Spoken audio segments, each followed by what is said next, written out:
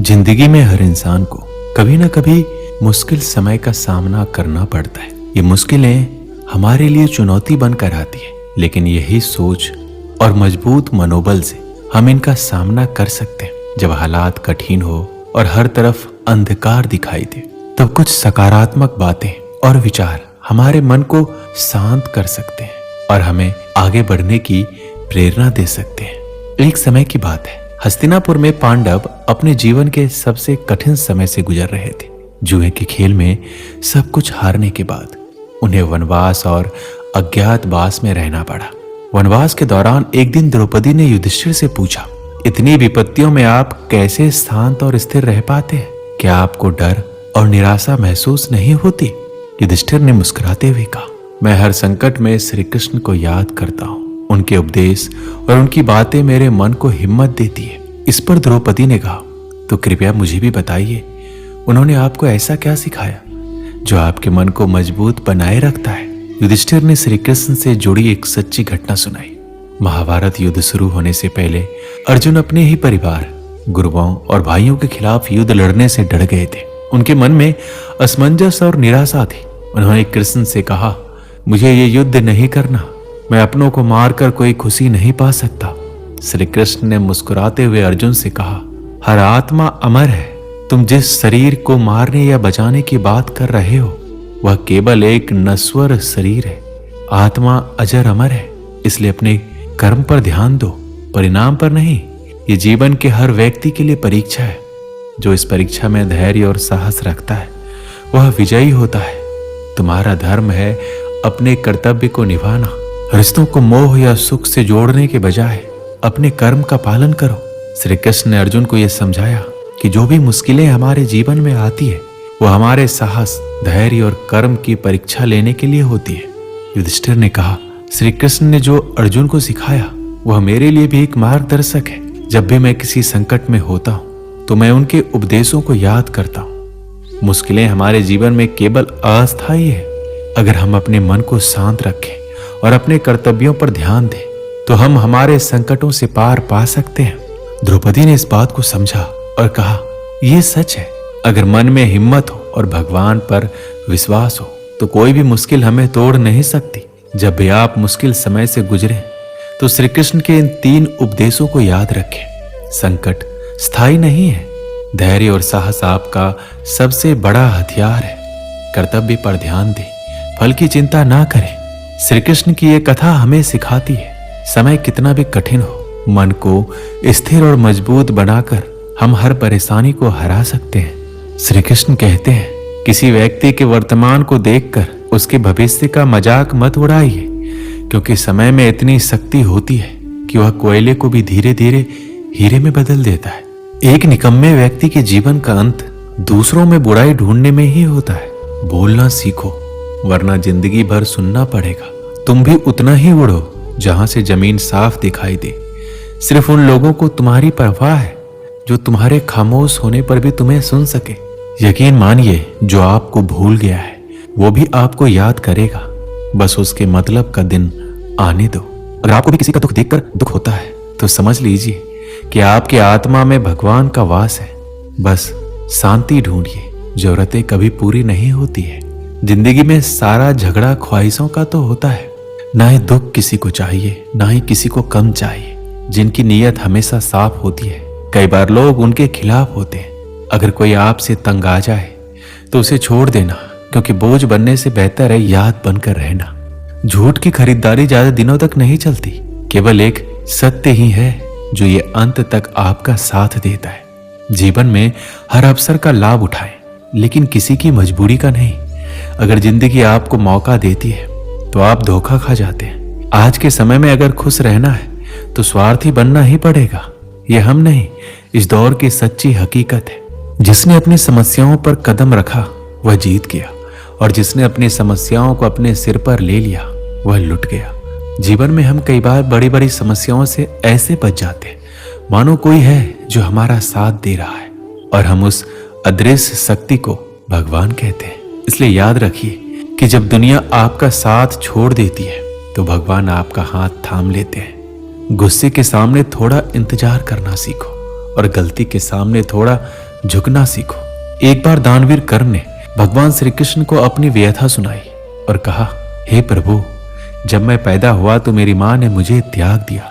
इसमें कौन सा अपराध था कि द्रोणाचार्य ने मुझे शिक्षा देने से मना कर दिया, क्योंकि वह मुझे क्षत्रिय नहीं मानते थे। इसमें मेरा क्या अपराध था? और द्रौपदी के स्वयंवर में मेरा अपमान हुआ, क्योंकि मैं महाराज परिवार का हिस्सा नहीं हूं। जवाब में श्री कृष्ण ने कहा, हे कर्ण, जरा ध्यान दो। जब मेरा जन्म हुआ तो मैं जेल में था, और जैसे ही मेरा जन्म हुआ तो मेरी मौत मेरा इंतजार कर रही थी। जिस रात मेरा जन्म हुआ उसी रात मुझे अपने माता पिता से अलग होना पड़ा, जहां पहुंचने के बाद मुझे वह सब कुछ करना पड़ा जो मेरे लिए आवश्यक था। एक गरीब परिवार में मुझे अपने हाथों से गोबर उठाना पड़ता था। जब मैं चल नहीं पाता था, मुझ पर जानलेवा हमले होते थे। मुझे बार बार जान से मारने की कोशिश की गई। बचपन में मेरे पास ना तो कोई शिक्षा थी, ना कोई महल, ना कोई गुरुकुल, कोई बहुत बड़ी सेना नहीं थी, लेकिन फिर भी मेरे मामा मुझे अपना सबसे बड़ा दुश्मन मानते थे। मेरा जीवन भी चुनौतियों से गुजरा है। ये महत्वपूर्ण नहीं है कि आपको जीवन में कितनी बार अपमानित होना पड़ा है, बल्कि ये महत्वपूर्ण है कि आप उस अपमान को स्वीकार कर कैसे उत्तर दे रहे हैं।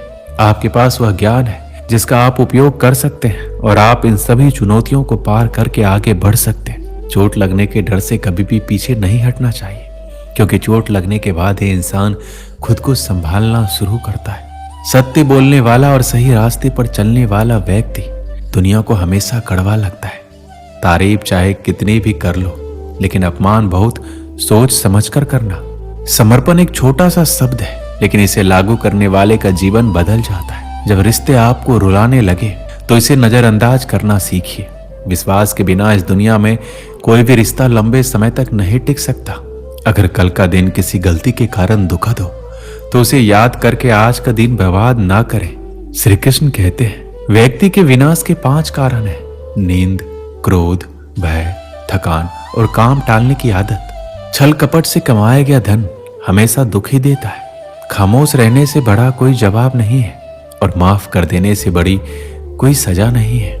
अपने जीवन की समस्याओं को किसी के साथ साझा ना करें, क्योंकि ज्यादातर लोगों को उनकी परवाह नहीं है, और बाकी लोग इस बात से खुश होंगे कि आपके जीवन में ये समस्याएं हैं। श्री कृष्ण कहते हैं कि दिखावा करने वाले कुछ लोग ऐसे भी होते हैं जो समय आने पर सब कुछ समझ जाते हैं। किसी से ज्यादा उम्मीद मत करो, क्योंकि जितना ज्यादा लगाव होता है, घाव उतना ही गहरा होता है। आईना और रिश्ता दोनों ही नाजुक होते हैं, लेकिन दोनों में फर्क सिर्फ इतना है कि आईना गलती से टूटता है और रिश्ता गलतफहमी से। एक समय की बात है, एक गरीब आदमी राजा के महल में माली का काम करता था।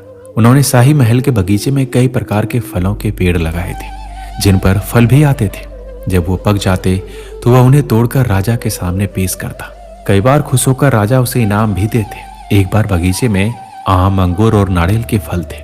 माली टोकरी लेकर बगीचे में पहुंचा और सोचने लगा कि आज राजा के लिए कौन सा फल ले आऊं। कुछ देर सोचने के बाद उसने अंगूर तोड़कर एक टोकरी में रखे और राजा के पास गया। उन दिनों राजा चिंतित थे। उसे गुप्तचर से सूचना मिली कि पड़ोसी राज्य का राजा उस पर आक्रमण करने की तैयारी कर रहा है। वह बस इस बारे में गहराई से सोच रहा था। तभी माली उसके पास आया और चुपचाप टोकरी उसके सामने रखकर कुछ दूरी पर बैठ गया। मंथन करते करते राजा ने टोकरी से अंगूर उठाए और खाने लगा। वह आधे अंगूर खाता और आधा फेंक देता, जो माली के ऊपर लगकर गिर जाता था। वो कहता है, प्रभु आप बहुत दयालु हैं। विचारों में डूबे राजा को ध्यान ही नहीं रहा कि वह माली की ओर अंगूर फेंक रहा है। उसने एक बार फिर माली की ओर अंगूर फेंके और फिर माली ने कहा, प्रभु आप बहुत दयालु हैं। इस बार राजा ने माली की ओर ध्यान दिया। उसने आश्चर्य से उसकी ओर देखा और पूछा, माली मैं तुम्हारे ऊपर जूठे फल फेंक रहा हूं और तुम कह रहे हो कि भगवान आप दयालु हैं। इसमें भगवान की कैसी दया है? माली ने उत्तर दिया, महाराज आज बगीचे में 3 प्रकार के फल थे, आम, अंगूर और नारियल। मैं आपके बारे में सोच रहा था कि मैं आपके लिए कौन सा फल लाऊं। ईश्वर की कृपा से मेरे मन में आपके लिए अंगूर लाने का विचार आया और मैं अंगूर ले आया। अगर मैं आम या नारियल लेकर आता तो सोचो मेरी क्या हालत होती। इसलिए कह रहा हूं, भगवान राजा बहुत दयालु है। वह सोचने लगा कि मैं व्यर्थ ही परेशान हो रहा हूं। भगवान की दया से उसे पड़ोसी राज्य के राजा द्वारा शुरू की गई योजना के बारे में समय पर पता चल गया। इससे उसे अपने राज्य की रक्षा की तैयारी के लिए पर्याप्त समय मिल गया है। ईश्वर को धन्यवाद दिया और राजा रक्षा की तैयारी करने लगा। जब युद्ध छिड़ा तो उन्होंने युद्ध जीता और अपना राज्य बनाया। दोस्तों, समय का चक्र ऐसा ही है, कभी अच्छा समय आएगा तो कभी बुरा। हम अच्छे समय में भगवान का शुक्रिया अदा करना भूल जाते हैं और बुरे समय में शिकायत करना शुरू कर देते हैं। जबकि जरूरी है कि हम अच्छे समय के लिए भगवान का शुक्रिया अदा करें और बुरे समय के लिए आभार व्यक्त करें, जिससे हमें हर स्थिति का सामना करना पड़े। उन्होंने ही हमारे सामने ये हालात पैदा किए हैं। छोटी छोटी समस्याओं का सामना करने से ही हम बड़ी समस्याओं का सामना करने में सक्षम हो जाते हैं। इसलिए जीवन में आने वाली छोटी छोटी समस्याओं से ना घबराएं, सकारात्मक रहें और समस्या के समाधान के बारे में सोचें और योजना बनाएं। दोस्तों, इस वीडियो में बस इतना ही। मिलते हैं अगले वीडियो में। अपना ख्याल रखिएगा। जय श्री कृष्ण।